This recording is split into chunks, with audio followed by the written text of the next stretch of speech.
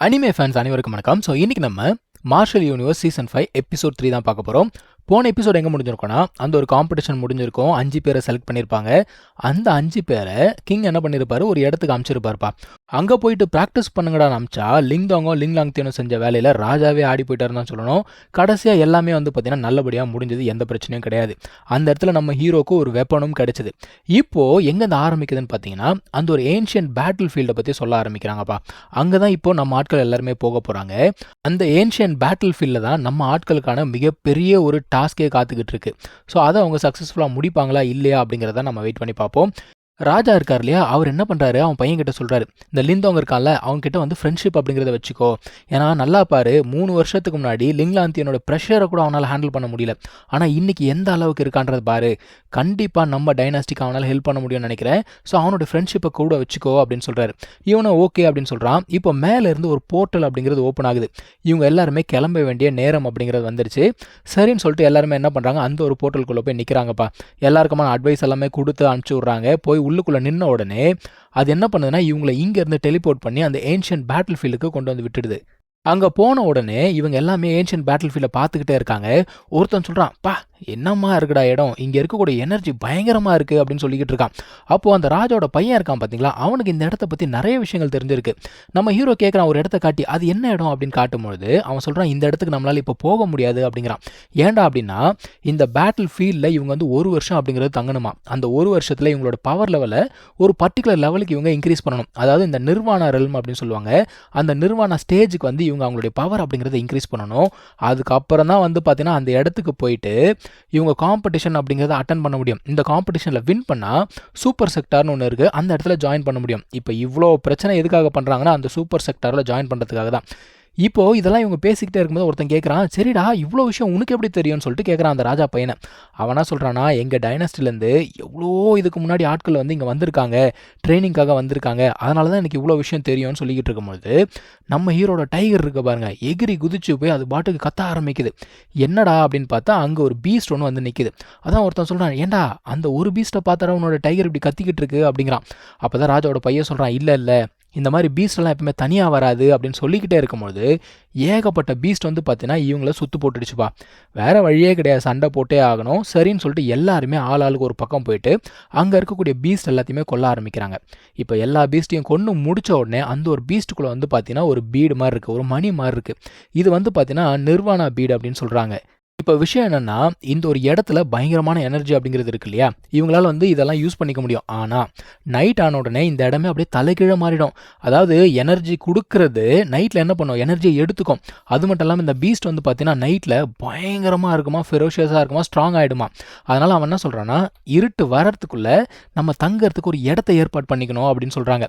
சரி வாப்பா இடத்த தேடலாம் அப்படின்னு சொல்லிட்டு எல்லாருமே போய்கிட்டு இருக்காங்க. நடந்து போய்கிட்டே இருக்கும்போது தூரத்தில் ஒரு பில்டிங் அப்படிங்கிறத பார்க்குறாங்க. அங்கே பாரு தூரத்தில் ஒரு சிட்டி மாதிரி இருக்குது, நம்ம அங்கே போகலாம் அப்படின்னு சொல்லிட்டு மொத்தமாக அங்கே போகிறாங்க. அங்கே போனால் ஏற்கனவே ஒரு கலவரம் அப்படிங்கிறது நடந்துக்கிட்டு இருக்கு. அதாவது இந்த மாதிரி நிறைய டைனாஸ்டி இருக்கு இல்லையா, அதில் ஒரு பர்டிகுலர் குரூப் ஆஃப் பீப்புள் என்ன பண்ணியிருக்காங்கன்னா, அந்த ஒரு இடத்த ஆக்கிரமிச்சிருக்காங்க. அவனுங்க என்ன சொல்கிறானுங்க, உள்ளே போனோமா 100 நிர்வாணா பீட்ஸ் அப்படிங்கிறது கொடுத்துட்டு உள்ளே போ, இல்லைனா போக விட முடியாது அப்படிங்கிறாங்க. இப்போது மற்றவங்களாம் சும்மா இருப்பாங்களா, எதிர்த்து கேள்வி கேட்குறாங்க. ஏண்டா நீங்கள் வந்து எங்களுக்கு முன்னாடி இங்கே வந்தீங்க அப்படிங்கிறதுக்காக இந்த இடத்துக்கே நீங்கள் தான் ஓனர் ஆகிடுவீங்களா, அது எப்படின்னு சொல்லிட்டு கேள்வி கேட்குறாங்க. அந்த டைமில் ஒருத்தன் வந்து என்ன பண்ணுறான்னா, மொத்தமாக அங்கே இருக்கவங்க எல்லாரையும் முடிச்சு விட்றான்ப்பா. அதான் அவன் சொல்கிறான், இங்கே பாரு, இங்கே வந்தால் எங்களோட ரூல்ஸை ஃபாலோ பண்ணணும், இல்லையா கிளம்பி போய்கிட்டே இரு, உள்ளே போனோமா 100 பீட்ஸை கொடுத்துட்டு உள்ளே போ அப்படிங்கிறான். இப்போது இதை பார்த்தா நம்ம ஹீரோக்கு கோவம் வரும். அவன் கண்டிப்பாக கோவப்பட்டு எந்திரிச்சு போகிறான். ஆனால் அந்த பையன் தடுத்துடுறான். அவனா சொல்கிறான், தேவையில்லை, இது நமக்கு தேவையில்லாத வம்பு. அவன் வந்து கொஞ்சம் ஸ்ட்ராங்காக வேற இருக்கான். நம்ம ஒன்று பண்ணுவோம், பீட்ஸை கொடுத்துட்டு நம்ம உள்ளுக்குள்ளே போயிடுவோம். ஏன்னா இவனுங்களை சமாளிக்கிறத விட நைட்டு பீஸ்ட்டுக்கிட்ட மாட்டோம்னு வச்சுக்கோ, கண்டிப்பாக செத்து போயிடுவோம். அதனால் பீட்ஸை கொடுத்துட்டு நம்ம உள்ளுக்குள்ளே போயிடுவோம் அப்படிங்கிறான். சரி ஓகேன்னு சொல்லிட்டு இவங்க என்ன பண்ணுறாங்க, பீட்ஸ் அப்படிங்கிறத கொடுத்துட்டு அந்த இடத்துக்குள்ளே போகிறாங்கப்பா. இவங்க போனதுக்கப்புறமா இவங்கள ஃபாலோ பண்ணிக்கிட்டே இன்னும் ஒரு சில பேர் என்ன பண்ணுறாங்கன்னா, அவங்களுமே பீட்ஸ் அப்படிங்கிறத கொடுத்துட்டு உள்ளுக்குள்ளே வராங்க. ஏன்னா நைட்டு வெளியில் இருந்தாங்கன்னா அவ்வளோதான், துவம்சம் பண்ணுறோம் பீஸ்ட் எல்லாமே, கண்டிப்பாக ப்ரொடெக்ஷன் வேணும் அப்படிங்கிறதுக்காக உள்ளுக்குள்ளே போகிறாங்க. அங்கே ஏற்கனவே ஏகப்பட்ட மக்கள் வந்து பார்த்தீங்கன்னா உள்ளுக்குள்ளே இருக்காங்க.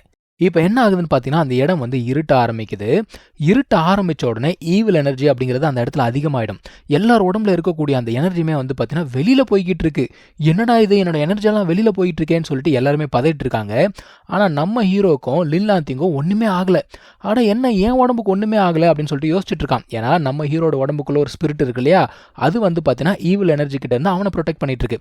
அதே மாரி தான் லின்லாந்தினுக்கும். இப்போ ராஜாவோட பையன் சொல்றான், "ஏதோ ஒண்ணு இன்னைக்கு நைட் நம்ம உயிர் பொழச்சா போதும்" அப்படின்னு சொல்றான். பேசிக்கிட்டே இருக்கும்பொழுது அந்த இடமே அப்படியே நடுங்க ஆரம்பிக்குது. என்னடா அப்படின்னு பார்த்தா, இவங்க இருக்க இடத்த நோக்கி ஏகப்பட்ட பீஸ்ட் அப்படிங்கிறது வந்துகிட்டு இருக்கு.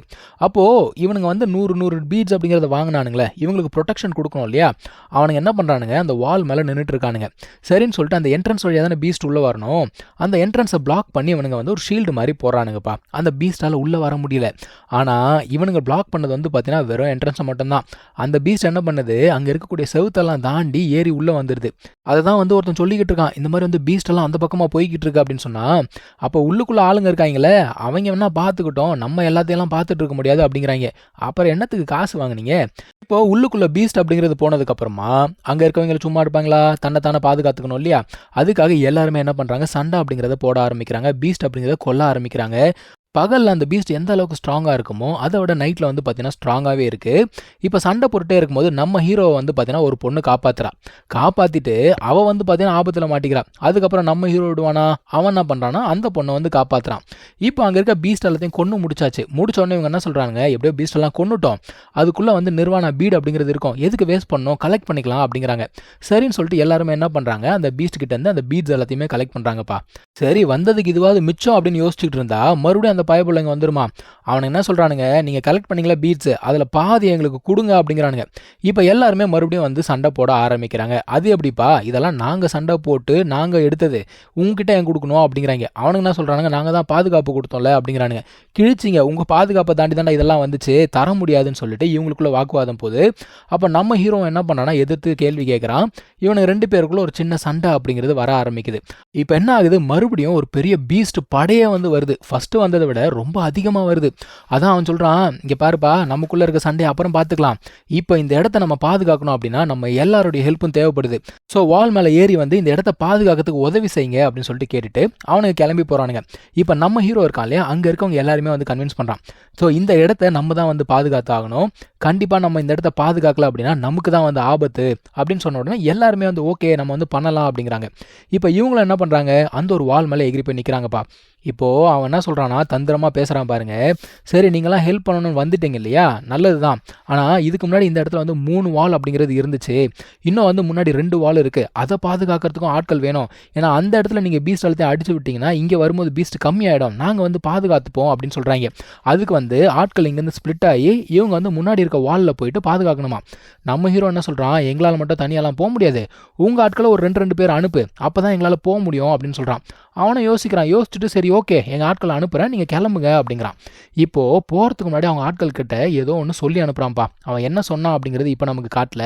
இப்போ இவங்க எல்லாமே என்ன பண்ணாங்கன்னா, அந்த வால் மேலே ஏறி போய் நின்று அங்கே வரக்கூடிய பீஸ்ட் எல்லாத்தையுமே அட்டாக் பண்ணிக்கிட்டு இருக்கானுங்க. இந்த ஒரு 2 பேர் ஹெல்ப் பண்ணணும் வந்தாங்க பாருங்க, அவனுங்க வந்து எந்த ஒரு ஆக்ஷனுமே எடுக்கல, தூரமாக நின்று வேடிக்கை தான் பார்த்துட்டு இருக்கானுங்க. ஏன்னா அவனுங்களுக்கு கொடுக்கப்பட்ட இன்ஸ்ட்ரக்ஷன் என்ன அப்படின்னா, கரெக்டான நேரமாக பார்த்து இந்த லிங்டாங் இருக்கால அவனை கொன்னுடு அப்படின்னு சொல்லியிருக்கானுங்க. ஸோ இவனுங்க என்ன சொல்கிறானுங்க, முதல்ல அவங்களாம் சண்டை போட்டுட்டோம், சண்டை போட்டு அவங்களோட எனர்ஜி எல்லாம் காலியானதுக்கு அப்புறமா நம்ம போகலாம் அப்படின்னு சொல்லிட்டு இருக்கானுங்க. இங்கே தான் இந்த ஒரு எபிசோட் அப்படிங்கிறது முடியுதுங்க. நம்ம அடுத்த எபிசோடில் மீட் பண்ணலாம். தேங்க்யூ ஸோ மச் ஃபார் வாட்சிங். Take care. பாய்.